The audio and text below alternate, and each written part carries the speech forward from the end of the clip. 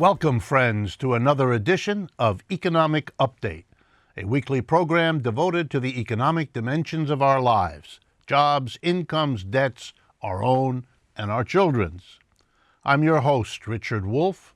I've been a professor of economics all my adult life, and I hope that that's prepared me to offer you these economic updates about what's in the news. I want to begin by a kind of shout out to the state of Colorado. It turns out that Colorado is for worker co-ops what Delaware has been for capitalist corporations. That is, the laws in Colorado, thanks to all kinds of folks in our state's history, are very friendly to the formation and the growth and the development of the worker co-op kind of enterprise. And the reason it's interesting to me has to do with the fact that I recognize that the Republican and Democratic parties for 250 years have been busy pushing states around the country, and above all Delaware, to be especially friendly to capitalist enterprises. You know, the kind of enterprises with a few people who are the shareholders and a tiny number of people they elect to be the board of directors to run businesses that way. Those two parties were useful to set up the laws to make that happen. If there were a political party in the United States committed to worker co-ops as a better democratic alternative, they would be running around the country doing for the country as a whole what Colorado has taken the initiative to begin to do. I want to recognize what the Colorado folks did, but I also want to make us aware that a political party is needed to give worker co-ops a level playing field with what the capitalist enterprises have gotten done for them for centuries. I also want to follow up in a separate update with the problem of worker suicide. Recently, there have been several, actually 6 suicides among cab drivers in the city of New York. It has become impossible for them to be cab drivers. The arrival of Uber, Lyft, and other services has put an incredible pressure on workers. They don't get the money they once did. They have to work unbelievable hours. And here in New York, where a taxi medallion, the legal right to have a taxi, was very expensive and purchased by cab drivers over recent decades, they're now discovering that those medallions are virtually worthless, as Uber and Lyft have destroyed their value and they're killing themselves. You know, it's the responsibility of a society not to have that happen. We don't need to have a system in which competition among capitalists is something that kills workers. You know, we've had that in our history. We didn't permit it. There was a time when we allowed mines to be operated in a way that killed miners. We are now allowed all kinds of enterprises to be run in a way that stunted or even killed small children that were working there. And we had movements to protect minors, to make child labor illegal. We didn't permit corporations to say, oh, we need to compete, we need to have cheap child labor, or we need to save money on taking care of the minors. We can do the same thing to prevent suicide, and we ought to have done it long ago. My attention was caught also by France. It turns out in France there are laws that hold top executives accountable if below them in the corporation suicides are occurring. One of the biggest corporations in France used to be called France Telecom. It's their basic phone company. It's now called Orange, like the color telephone company. Well, their 2 top executives are on trial now, held to be accountable for the harassment of workers leading to, count them, 19 suicides among those workers. In France, you prosecute people who impose suicidal conditions. Here in the United States, you pretend it doesn't count. My hat's off also today to the people of California. Petitions were circulated among Californians, and over 407,000 of them signed, and that was more than enough to get a ballot question put on the election for this coming November. And here's what it says.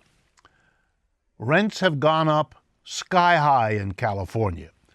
6 of the 11 most rapidly rising rent areas in America are in that state alone, California, led by Los Angeles and particularly the Bay Area around San Francisco.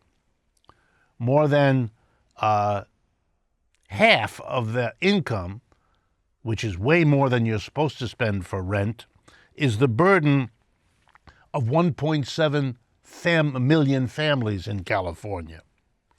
Now, of course, the housing industry says if you limit how much we can squeeze out of renters, and boy, they have gone up spectacularly in the last few years, well, then we won't build houses if we can't make a lot of money off of them.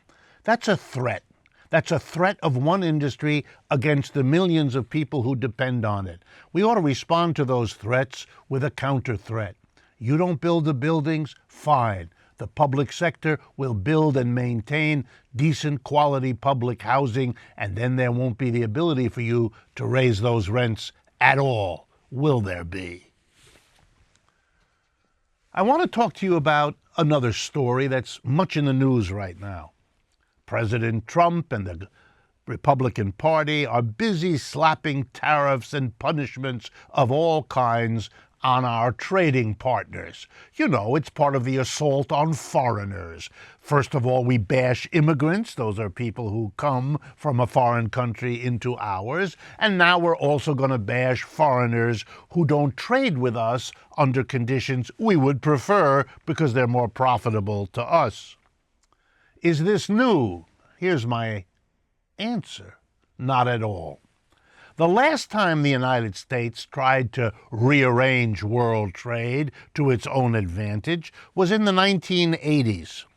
In those days, Americans were reacting, much as they are today, to noticing that there were lots of Japanese cars on the road here in the United States, and that Americans were preferring them over their American competitors. You know, Toyotas, Datsuns, and all of that, rather than Fords, Chevys, and all of that. Mr. Trump's top trade negotiator, Robert Lighthizer, was actually involved in the deal that was made then. The United States threatened Japan. You have to limit the number of cars you sell here. Not by how many Americans want to buy, but by a number we'll give you. You have to agree not to send more cars here. Otherwise, we will really close this country off to you. The Japanese caved. They agreed to the quotas. And according to the PERC,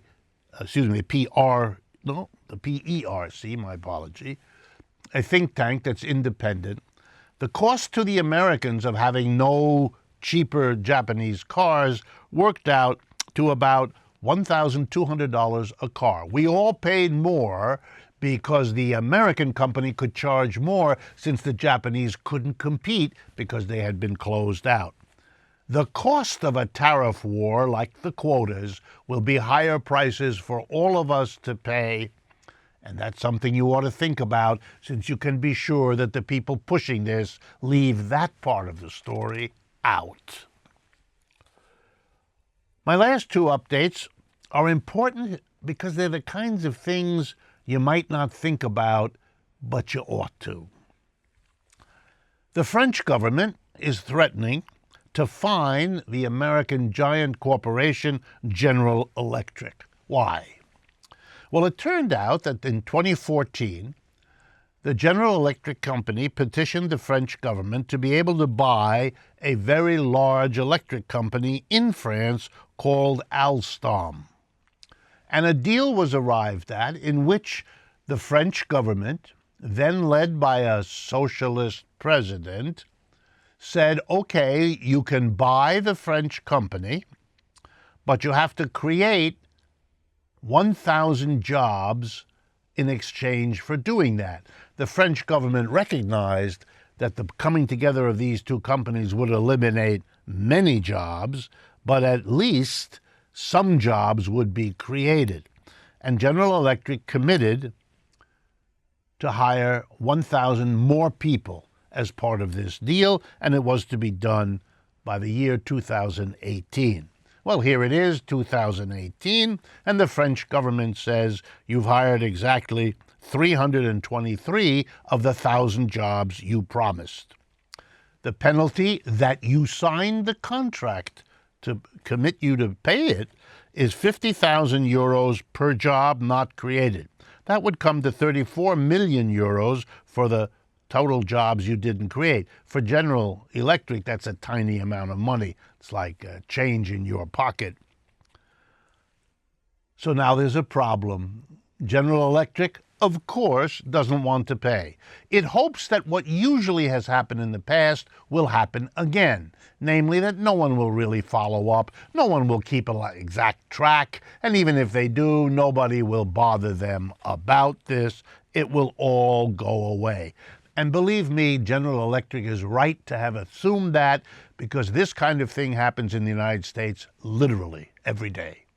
I can't tell you the number of times I have sat in a public hearing listening to a corporation make wonderful promises about what it's going to be allowed to do if only it gets this tax break, if only it gets this subsidy, if only it gets the road rerouted so it's more convenient for them, if only, knowing full well that the politicians who will say, okay, then we'll do it because of these good things, they won't be there in the 4 years when this is supposed to happen.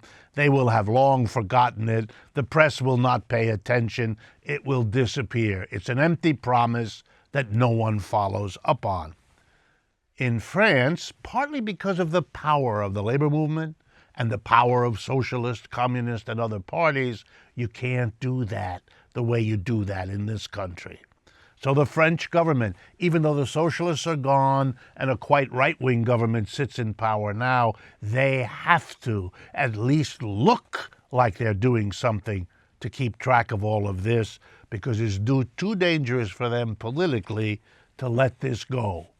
France is different from the United States.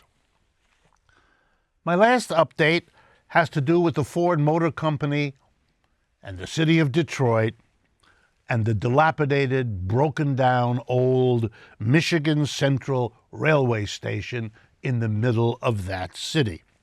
The last train to leave that station left in 1988. That's right. 30 years of decay, of breaking down, of broken windows, and heaves in the floor. You get the picture.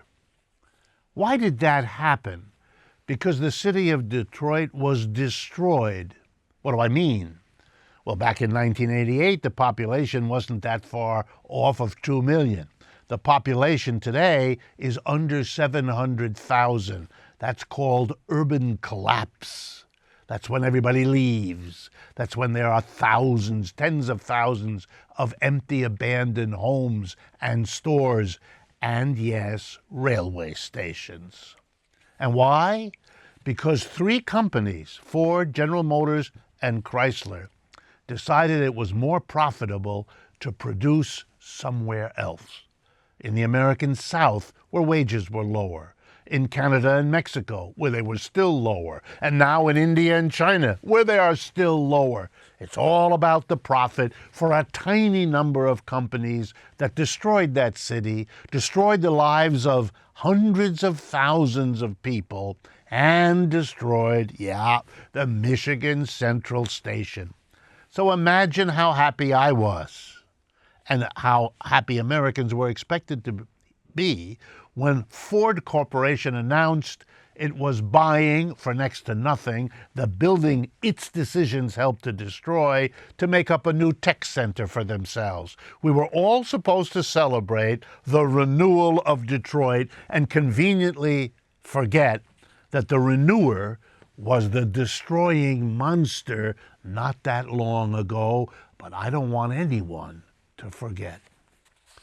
Well, we've come to the end of the first part of the show. Before meeting my exciting guest, Professor David Harvey, that many of you know, I want to remind you to subscribe to our YouTube channel if you possibly can, to follow us on Facebook, Twitter, and Instagram, and to go to our website, democracyatwork.info, for more of what we do and how you can get involved. As a special thank you to our Patreon community, I also want to say really thank you for the support you provide.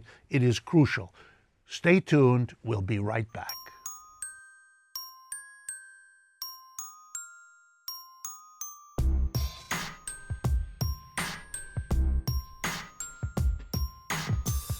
Welcome back, friends, to the second half of Economic Update.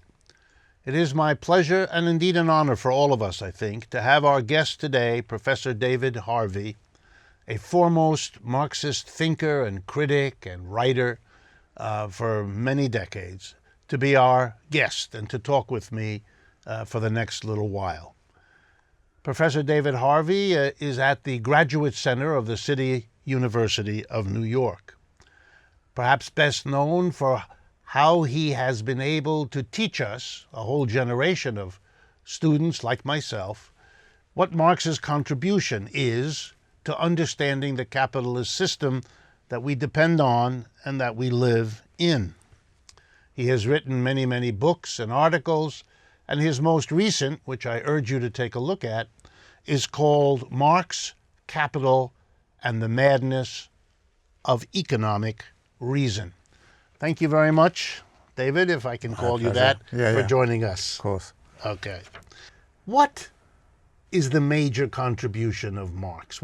Why is he the important thinker we should be reading and whose work we should be using right now?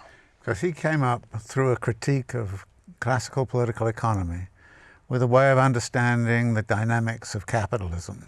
That is, of understanding how capital accumulates, how it circulates, and how it produces crises periodically. And I think those insights are still with us in exactly the same way that Marx saw it back in the middle of the 19th century.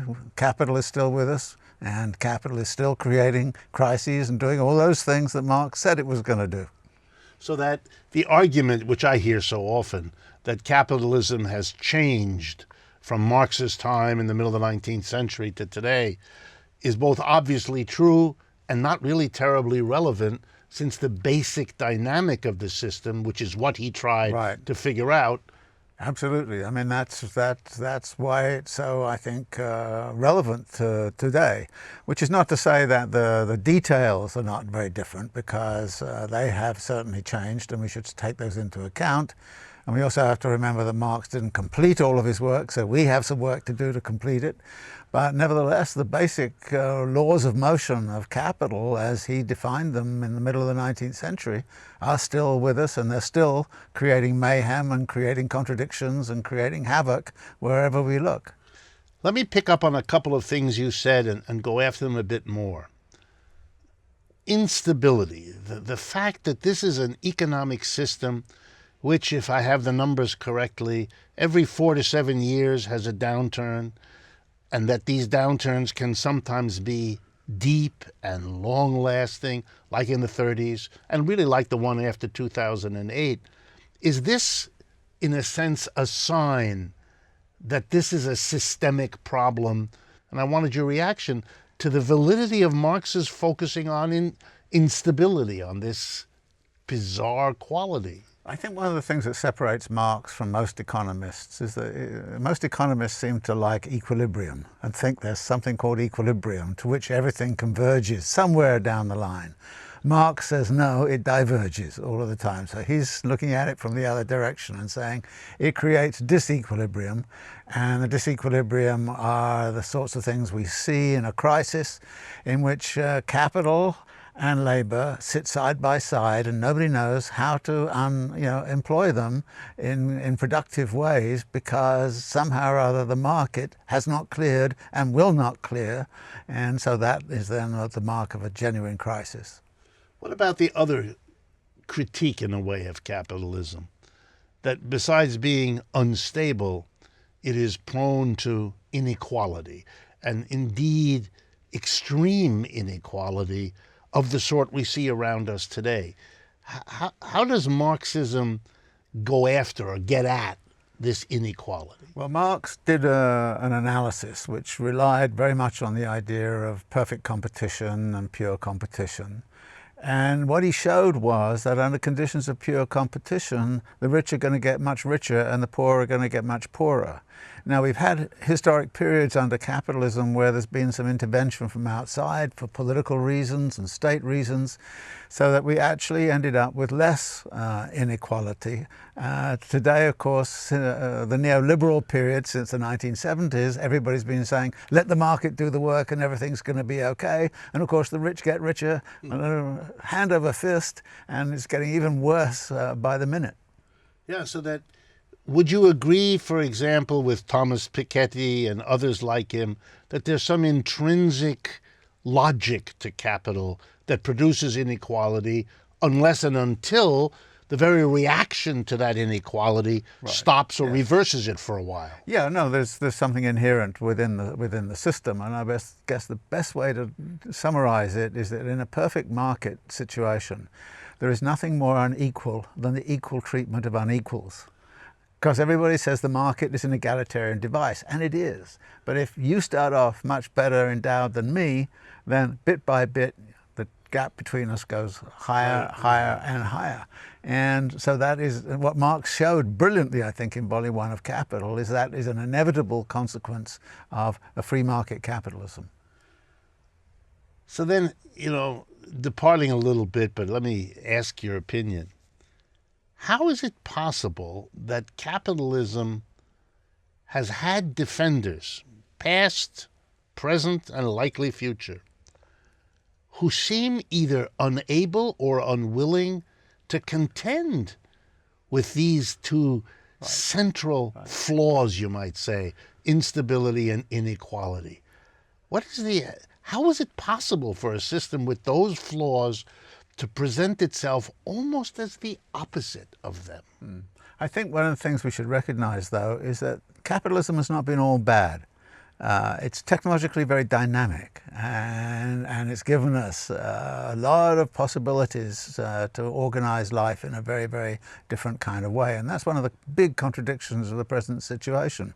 The technologies around us are fantastic. Labor-saving technologies, time-saving technologies. And of course, people are fascinated by that. And that's, I think, how a lot of people have a fetish belief almost in the beauties of a capitalist system because it does all of those things. Marx's point is to say, yes, it does all those things, but then what does it do? It produces homelessness. It produces less and less capacity to educate people. It makes students go into debt in order to get an education, does all of these things. And Marx is therefore emphasizing the contradictions. And I think that the trouble with conventional thinking is that it emphasizes the positives and it refuses to pay any attention to the negatives, or assumes they're external accidents, they're not integral to the system.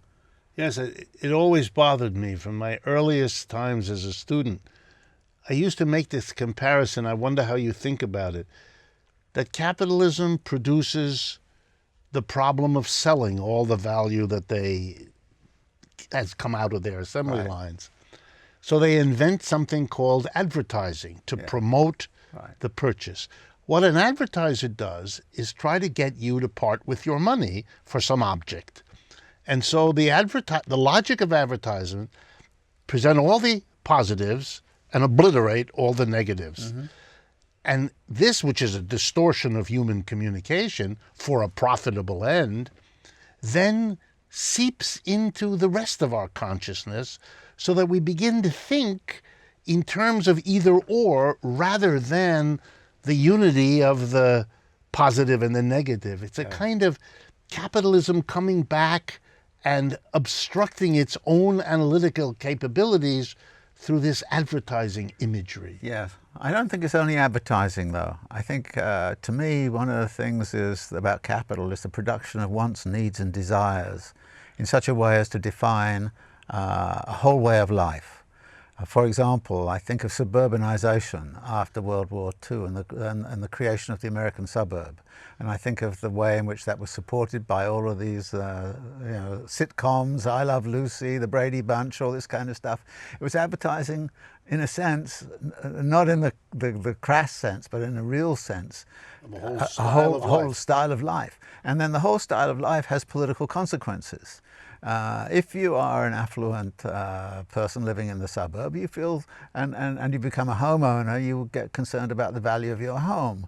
And you don't want people moving in who might depress the value of the home, and so you get exclusionary, and you start to get exclusions and segregations and gated communities, and it's a destructive way of life, which is actually created around the organization of wants, needs and desires, which are not necessarily the ones we would freely choose, but are those which are necessary for the accumulation of capital to continue. Yeah, well, the system is producing us Yes. rather than serving us. It's almost the Frankenstein monster. Our creation comes back and dominates us. Right. But at the same time, there are possibilities. We see this in the internet. I mean, the internet came as a great avatar of freedom and communication and all the rest of it. And now look what we've got. Net neutrality disappears. All of a sudden we find we're being surveyed through Google and everything else. So everything which was really positive about the internet suddenly gets turned by commercialization and capital accumulation into something that's negative. Yes, and I remember growing up with these inventions, all of which were going to be labor saving. Absolutely. And my students today give me descriptions of their 60 and 70-hour weeks as a kind of mockery of all those claims. The same thing in the household. We have household technologies now which are time-saving. And if you ask people, does anybody, how do you feel these days? Do you have a lot of free time? And the answer is no. And of course, one of Marx's ideas about a really, really good socialist society was one which was characterized by massive amounts of free time, where you could do what the hell you liked. Let me ask you a question that jumps forward, but I know it's in the minds of viewers and listeners. How do you view this Trump phenomena here in the United States? Is this a capitalism in trouble, flailing around with an extreme reaction? Or is this a capitalism confident in some sense of its capability and therefore willing to indulge a naughty person in leadership? How do you square your Marxist analytics with what you see? Marx has a very good analytic concept, which I like a lot and is not used enough. And the concept is alienation.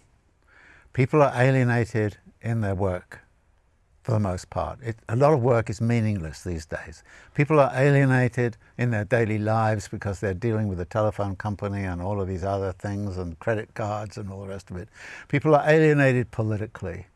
We have a mass alienation of populations right now, and alienated populations generally act in ways which are violent and angry, or they sulk. And I think actually we're in a political situation where we have mass alienation right now.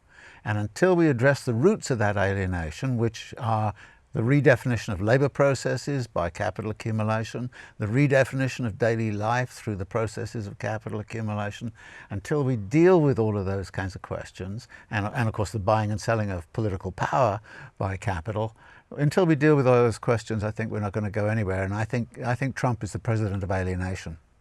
Wow. Well, David, as always, thank you. It's never enough time.